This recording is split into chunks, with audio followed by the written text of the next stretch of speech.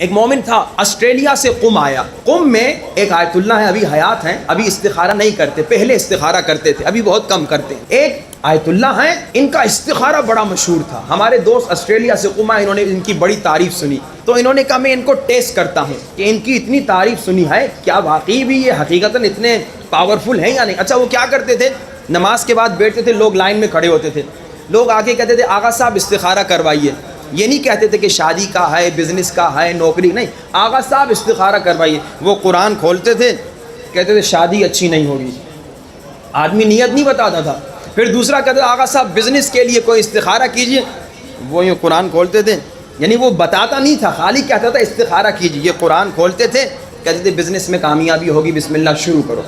تو اس ہمارے دوست نے ان کی بڑی تعریف سنی تھی, اس نے کہا میں ٹیسٹ کروں, اور انہوں نے کہا کہ میں ان سے 2 استخارے کرواؤں گا, دونوں جھوٹے, یعنی کوئی نیت نہیں ہوگی, جا کے دیکھوں کہ انہیں پتہ چلتا ہے یا نہیں. لائن میں کھڑے ہو گئے, نمبر آیا, کہا حاج آغا استخارے, آغا صاحب استخارہ کروائیے. انہوں نے یوں قرآن کھولا, دیکھ کر کہا جھوٹا استخارہ کیوں کروا رہے ہو. یعنی اتنی پاورفل شخصیت. اس نے کہا میرا ارادہ تھا, مجھے کوئی یقین تو ہوا, لیکن میرا ارادہ 2 استخارے تھا. میں پھر لائن میں کھڑا ہو گیا. کہا پھر میں لائن میں کھڑا ہوا, پھر میں نے نمبر آیا, میں نے کہا آغا استخارہ. انہوں نے قرآن کھولا, کہا 1 مرتبہ ٹیسٹ کیا, یقین نہیں آیا.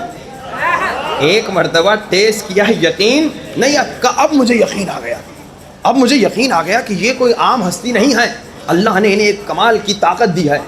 اب جب سب لوگ چلے گئے, انہوں نے کہا, میں نے کہا آغا صاحب میں بہت دور سے آیا ہوں, آسٹریلیا سے آیا ہوں, مجھے کوئی ایسا نسخہ بتائیے جس سے مشکلات ختم ہو جائیں. آج کل مشکلات بہت زیادہ ہیں نا, آج کل تکلیفیں بہت زیادہ ہیں, مصیبتیں بہت زیادہ ہیں. انہوں نے کہا مجھے ایسا نسخہ بتا دیجئے جس کے ذریعے سے مشکلات ختم ہو جائیں.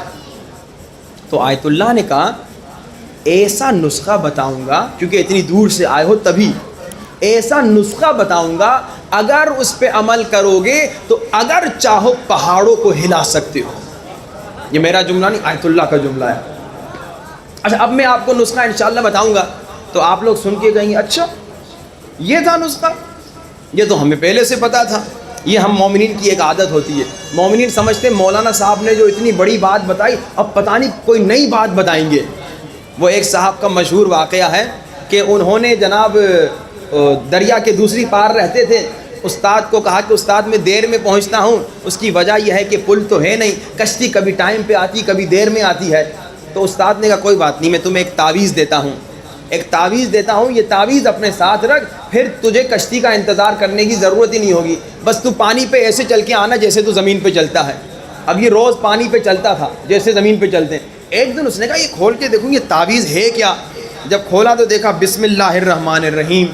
کہا اچھا یہ تو مجھے بھی پتا تھا, یہ تو مجھے بھی پتا تھا. یہاں اس نے کہا یہ تو مجھے بھی پتا تھا, ڈوبنے لگا, پھر نہ چل سکا. کبھی کبھار یہ پرابلم ہم میں ہوتی ہے, ہم کہتے ہیں بھائی یہ تو مجھے بھی پتا تھا, مولانا آپ نے اتنا بڑا چڑھا کے بس ویسے ہی خطابت میں آپ نے ایک بات کو بڑا کر کے پیش کیا, نہیں یہ حقیقتاً بڑی بات ہے. اور یہ نسخہ میں نے کراچی میں ابھی ایام فاطمیہ میں ایک جگہ پہ کہا 40 دن تک اس پہ عمل کریں, کوشش کریں 1 سال تک عمل کریں, کم سے کم 40 دن. پھر میں پڑھ کے واپس مشہد گیا. اب جیسے میں نے کہا تھا جب آپ پاک ہوں, گناہ نہ کریں, تو آپ کو جلدی جواب ملتا ہے.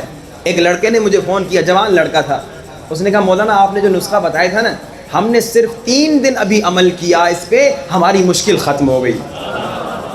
یعنی اتنا پاورفل نسخہ ہے, اتنا سپر پاور نسخہ ہے. لیکن اس پہ انشاءاللہ کوشش کیجئے گا کم سے کم 40 دن عمل کریں. ہر نماز کے بعد, نماز فجر کے بعد, نماز ظہر کے بعد, نماز عصر کے بعد, نماز مغرب کے بعد, نماز عشاء کے بعد, فجر ظہر عصر مغرب عشاء 5 نمازوں کے بعد, ہر نماز کے بعد 1 مرتبہ دعائے توسل پڑھنا. دعائے توسل کیا ہے؟ 14 معصومین سے فقیری. آئیے آج دعائے توسل سے گریہ شروع کریں, اہل بیت سے فقیری کریں, ہاتھوں کو بلند کر کے کہیں یا وجیہن عند اللہ اشفع لنا عند اللہ, یا وجیہن عند اللہ اشفع لنا عند اللہ. بلند آواز, یا وجیہن اشفع لنا عند اللہ یا وجیہان اشفع لنا